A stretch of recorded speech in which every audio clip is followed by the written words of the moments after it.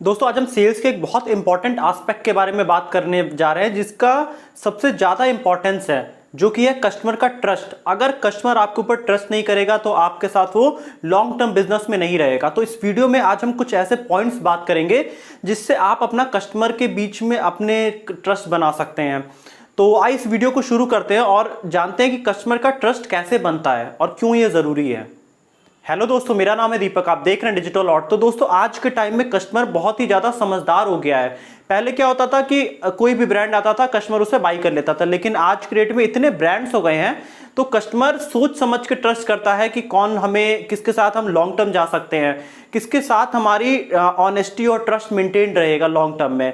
तो इस हिसाब से कस्टमर आपको चूज किया करते हैं। अब भले आपकी चाहे ई कॉमर्स वेबसाइट हो या आपका कोई भी बिजनेस हो, कस्टमर के ट्रस्ट के बिना आप कभी लॉन्ग टर्म में जा ही नहीं पाएंगे।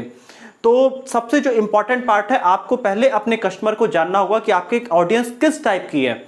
जैसे कि अगर आप कपड़ों का ब्रांड बेचते हो तो आपकी जो ऑडियंस, अगर उसमें फैशन वेयर है तो आपकी ऑडियंस 25 से 40 के एज ग्रुप वाली है, और अगर वो वुमेन्स से रिलेटेड है तो वुमेन्स 25 से 40 के एज वाली आपकी ऑडियंस है।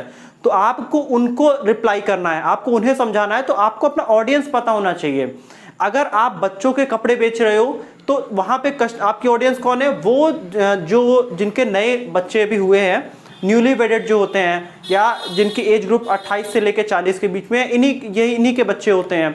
तो ये आपके टारगेट ऑडियंस है। तो आपको अपना टारगेट ऑडियंस पहचानना होगा, जो कि मेरा बायर है वो आपका टारगेट ऑडियंस होगा।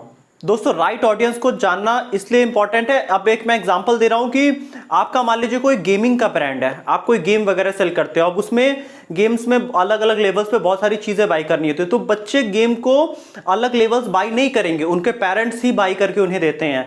तो आपको उन पेरेंट्स के माइंड में ऐसा बनना पड़ेगा कि हम आपके बच्चे के लिए सेफ हैं, सिक्योर्ड हैं, हम कुछ गलत चीजें नहीं दिखाते हैं, हम आपके बच्चे में उसको बस अच्छा गेमिंग का एक्सपीरियंस देते हैं। तो आपको इनको समझाना है, इनके अंदर आपको ट्रस्ट बनाना है, उस बच्चे के पेरेंट्स के अंदर। दोस्तों सबसे इंपॉर्टेंट है, आपको अपने कस्टमर को पहले समझना होगा कौन मेरा बायर है, और उसके बाद आपको उसके नीड को जानना पड़ेगा, उसे एग्जैक्टली क्या चाहिए और उस प्रोडक्ट से रिलेटेड उसे क्या चाहिए, वो लॉन्ग टर्म में कैसा एक्सपीरियंस चाहता है। उस हिसाब से आपको कस्टमर को जवाब देना है या कस्टमर की नीड फुलफिल करनी है। तो इसीलिए हमें पहले अपने ऑडियंस को जानना जरूरी है। दोस्तों जो अगला स्टेप है, आपने मान लीजिए ऑडियंस को जान लिया, अब उसके बाद हमें ऑडियंस को कम्युनिकेट करना है। बिना कम्युनिकेशन के कोई भी ट्रस्ट नहीं बन सकता है। तो ऑडियंस को कम्युनिकेशन करने के लिए, अगर आपका ई कॉमर्स वेबसाइट है या आप अगर कोई भी टाइप की सर्विसेज देते हैं, अगर आप इंटीरियर डिजाइनिंग की सर्विसेज देते हैं, आप कपड़े बेचते हो, या आप कोई गेमिंग का ब्रांड है, आपका ग्रोसरी का ब्रांड है, आप कुछ भी टाइप की सर्विस देते हो, प्रोडक्ट बेचते हो, तो आप अगर वेबसाइट के थ्रू कर रहे हो तो आपका अबाउट अस पेज बहुत इंपॉर्टेंट है।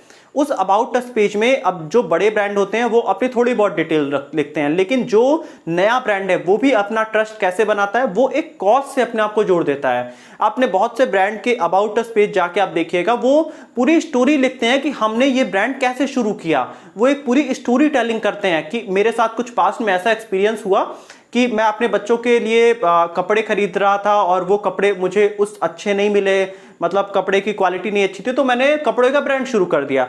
अब इससे कस्टमर रिलेट कर लेता है, उसको लगता है कि ये बंदे ने ये प्रॉब्लम फेस की है तो ये मेरे बच्चे के लिए सही चीज देगा।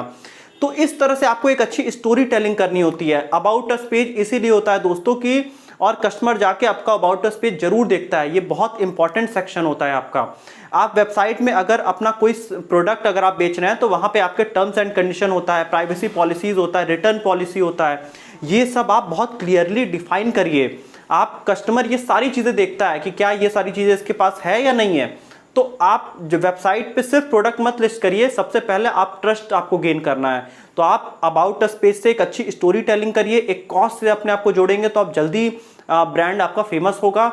अब आप वहां पे एक वीडियो भी डाल सकते हैं जहां पे आप वीडियो के थ्रू भी कम्युनिकेशन कर सकते हैं। 3 मीडियम होते हैं दोस्तों कम्युनिकेशन के, एक आप टेक्स्ट के थ्रू लिख के कर सकते हैं, एक ऑडियो फॉर्म में, एक वीडियो फॉर्म में। वीडियो का जो इफेक्ट होता है वो बहुत ज्यादा होता है। तो आप अबाउट अस पेज में जो भी अपना विजन लिख रहे हैं उसको आप एज ए बाय वर्ड, आप एज ए फाउंडर बोल सकते हैं वहां पे, ताकि कस्टमर ज्यादा इजीली रिलेट कर सके आपसे। दोस्तों जो तीसरा बहुत इंपॉर्टेंट पार्ट है कि आपको अपने वर्ड्स पे बहुत क्लियर होना पड़ेगा और बहुत ऑनेस्ट होना पड़ेगा। आप क्या सर्विसेज प्रोवाइड करते हैं, उस सर्विसेज में आप क्या क्या फीचर देते हैं, ये इजीली आप डिफाइन करिए। आप अपने वेबसाइट पे लिख के बताइए, या कस्टमर को आप किसी ना किसी मेथड से कम्युनिकेट कर दीजिए कि हम आपको यही सर्विसेज देंगे। जितना क्लियर और ट्रांसपेरेंट कम्युनिकेशन होगा उतना ज़्यादा ट्रस्ट मेंटेन होगा। दोस्तों, आप कस्टमर को कभी भी चीट करने की कोशिश मत करिए, क्योंकि अगर इन केस कस्टमर नहीं भी समझ पाएगा तो भी ये एथिकली गलत है और लॉन्ग टर्म में आप उस नंबर के कस्टमर आप नहीं बना पाएंगे। तो मैं हमेशा ये आपसे कहूंगा कि आपका कोई भी ब्रांड है, आज हमारा ब्रांड डिजिटल लॉट बहुत तेजी से ग्रो कर रहा है क्योंकि हम बहुत ही ट्रांसपेरेंट और ऑनेस्ट कम्युनिकेशन अपने कस्टमर के साथ मेंटेन रखते हैं। और इंपॉर्टेंट चीज ये है कि हम यहाँ पे और ज्यादा करते हैं कि हम बता देते हैं कि हम ये काम कर पाएंगे, ये हमसे नहीं हो पाएगा। जैसे कि आप हमसे ई कॉमर्स से रिलेटेड, आप हमसे वेबसाइट ऐप कुछ भी डेवलपमेंट करवाइए, तो हम वो सारी चीजें करते हैं। उसमें भी हमारा प्रोसेस बिल्कुल डिफाइंड है कि हम आपको इतने पैसे में ये फीचर्स देंगे। लेकिन अगर कोई हमसे लीगल हेल्प मांगने आता है कि मुझे अपना स्टार्टअप का रजिस्ट्रेशन कराना है, तो वो हम नहीं करते हैं। अब जो चीज में हम परफेक्ट नहीं है वो हम मना कर देते हैं कि इसमें हम परफेक्ट नहीं है, तो कस्टमर को भी अच्छा लगता है कि ये सिर्फ पैसे नहीं बना रहे हैं, और इस तरह से ट्रस्ट हमारा और कस्टमर का और अच्छा बनता जाता है। ये चीज आप भी अपने वेबसाइट पे अपनी पॉलिसीज में आप जैसे आप मान लीजिए कोई एक कपड़े भी दे रहे हैं, उसमें क्या क्या फीचर्स हैं, कितने दिन के लिए वारंटी गारंटी है, ये सब कुछ बहुत क्लियर डिफाइन करिए। और कस्टमर से ऑनेस्ट आप जितना रहेंगे उतना कस्टमर आपके साथ हमेशा जुड़ा हुआ रहेगा। कोई भी पर्सन दुनिया में ऑनेस्टी ही चाहता है और ऑनेस्टी आती है सच बोलने से। दोस्तों, अगला बहुत इंपॉर्टेंट पार्ट है कि आप अपने वेबसाइट, ऐप, जो भी आप सर्विसेज देते हैं उसमें आप रिव्यूज डालिए कि जो पिछले आपके बायर रहे हैं उनका आपके लिए क्या ओपिनियन रहा है। मैं ज़्यादातर इंडिया के ब्रांड्स में देखता हूँ, बड़े ब्रांड्स को अगर छोड़ दे, जैसे कि मिंत्रा हो गया, अमेजॉन हो गया, फ्लिपकार्ट हो गया, ये लोग कस्टमर के रिव्यूज़ और रेटिंग सारा कुछ ट्रांसपेरेंट रखते हैं। लेकिन इंडिया के जो नॉर्मल ब्रांड्स हैं ना, ये रिव्यूज़ रेटिंग पे उतना ध्यान नहीं देते हैं, और अगर रखते भी हैं तो वो अच्छे वाले सिर्फ रिव्यूज़ वगैरह रखते हैं, ताकि कस्टमर सिर्फ अच्छी चीज़ें नहीं सुनना चाहता है। आप में कुछ कमियां भी होंगी, आप वो कमियां भी लिखो, मतलब आप बिल्कुल ट्रांसपेरेंट प्रोसेस कर दो ना। जब भी अगर आपको निगेटिव रिव्यू आता है तो आप वो चीज़ जाके अपनी टीम में ठीक करवा लीजिए और कस्टमर को रिस्पॉन्स दे दीजिए। तो इसी तरह तो एक brand time to time mature होता जाता है। तो आपको अच्छे रिव्यूज़ भी रखने हैं, आपको बुरे रिव्यूज़ भी रखने हैं, और कस्टमर आपके एक पर्टिकुलर प्रोडक्ट के बारे में क्या कहता है ये अगले कस्टमर को पता होना चाहिए।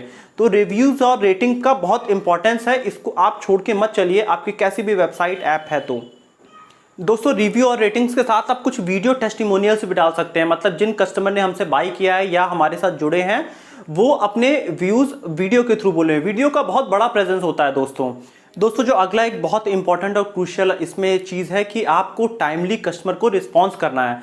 आपने जिस टाइम पे कस्टमर को बोला है हम इतने टाइम में आपको चीज़ डिलीवर करेंगे, आपको अगर आपने 15 दिन का बात किया है तो आपको 15 दिन में वो डिलीवरी देनी है। 15 से 14 दिन हो जाए लेकिन 16वां दिन नहीं होना चाहिए। कस्टमर इन सब चीज़ों को बहुत ध्यान में रखता है। अगली जो बहुत इंपॉर्टेंट चीज़ है, आपको ये देख के चलना है कि कस्टमर से आपका कम्युनिकेशन हो रहा है कि नहीं। अब जैसे कि हमारे पास बहुत प्रोजेक्ट आते हैं तो हम नए प्रोजेक्ट में रिप्लाई तब तक नहीं करते हैं जब तक हमारे पिछले प्रोजेक्ट में हमारी टीम पूरी तैयार नहीं है। तो हमारे लिए जो सबसे इंपॉर्टेंट होता है ना, जो कस्टमर हमारे ऑनबोर्डेड हैं, जिनके साथ अभी हम काम कर रहे हैं, उनको हम टाइमली रिप्लाई कर सकें, उनको हम हर चीज़ों का सॉल्यूशन तुरंत पहले दे सकें। तो हमारे लिए वो पहला प्रेफरेंस होता है, उसके बाद हम नए कस्टमर्स को एंटरटेन करते हैं। तो टाइमली रिस्पॉन्स एक बहुत इंपॉर्टेंट चीज़ है। कस्टमर ये सारी चीज़ें आपका बहुत क्लोजली देखता है और उसका सबकॉन्शियस माइंड इन सब चीज़ों को बहुत ऑब्जर्व कर रहा होता है। दोस्तों, अगला एक बहुत इंपॉर्टेंट टास्क है कि आपको कस्टमर से अपना कम्युनिकेशन हमेशा मेंटेन रखना है। अगर कस्टमर ने आपसे एक बार बाय किया कोई भी सामान, चाहे आपसे कोई सर्विस लिया, तो आपके पास उसका नंबर, उसका डेट ऑफ बर्थ, सारी चीज़ें आ जाती हैं। तो आपका ये काम बनता है कि आप हर फेस्टिवल्स पे उन्हें आप पर्सनलाइज आप मैसेज भेजिए, ताकि उनको भी अच्छा लगे कि ये ब्रांड हमारी केयर करता है, ये ब्रांड हमसे जुड़ा हुआ है। अब आपने बहुत से कंपनीज में देखा होगा, वो आपके बर्थडे के दिन आपको मैसेज भेजा करते हैं, तो पर्सन को थोड़ा स्पेशल फील होता है कि यहाँ से हमें मैसेज आया, तो उनका एक सॉफ्ट कॉर्नर आपके साथ डेवलप होता है। तो आप हमेशा अपने कस्टमर को बहुत ज़्यादा वैल्यू दीजिए। अगर आपका मान लीजिए किसी ने आपसे सर्विस लिया तो इन फ्यूचर भी वो ले, तो आप उसको हर कोई भी फेस्टिवल आए, उसका बर्थडे आए, आप उनसे कम्युनिकेशन करते रहिए। तो ये काफ़ी इंपॉर्टेंट चीज़ है। और आप जब कम्युनिकेशन वीडियो कॉल के थ्रू भी कर सकते हैं, ये सब बहुत इंपॉर्टेंट चीज़ें होती हैं। छोटी छोटी चीज़ें होती हैं दोस्तों, लेकिन कस्टमर के लिए बहुत इंपॉर्टेंट हो जाती हैं। उसके लिए तो अगर आप उसका बर्थडे विश करते हैं तो उसके लिए बड़ी बात ही है। तो ये कुछ ऐसे एस्पेक्ट हैं जो कि आप ध्यान में रख सकते हैं। दोस्तों, जो मेरा आखिरी बहुत इंपॉर्टेंट पॉइंट है कि आप जितना कस्टमर को वादा कर रहे हैं देने को, उससे आप कुछ ज़्यादा दे दीजिए। कस्टमर डिलाइटिंग का मैंने फैक्टर कई बार बताया है, जो कि अमेजॉन भी करती है। कस्टमर को अनएक्सपेक्टेड चीजें बहुत पसंद होती है, कस्टमर को सरप्राइजेस बहुत पसंद होते हैं। आपने अगर बोला कि हम आपको 15 दिन में डिलीवरी कर रहे हैं, तो आप 7 से 8 दिन में अगर कर दीजिए तो कस्टमर बहुत खुश हो जाता है। या आप उसको जब कुछ भी भेज रहे हैं, साथ में आप कुछ एड ऑन चीज भेज दीजिए जो आपने उससे वादा नहीं किया है, तो कस्टमर इससे बहुत खुश हो जाता है, उसका ट्रस्ट बहुत बढ़ जाता है आपके अंदर कि ये आप उसकी कुछ एक्स्ट्रा केयर करते हैं। तो दोस्तों ये कुछ ऐसे फैक्टर हैं जिसको आपको ध्यान में जरूर रखना चाहिए अपना एक ब्रांड ग्रो करते समय। तो दोस्तों यही था आज का वीडियो। कस्टमर हमारे लिए सबसे इंपॉर्टेंट चीज होता है, कस्टमर नहीं है तो आपकी ब्रांड की कोई वैल्यू नहीं है। तो आप एक टाइम आप बना के रखिए, आपको कस्टमर से कैसे कम्युनिकेट करना है, आपका पूरा प्रोसेस डिफाइन होना चाहिए।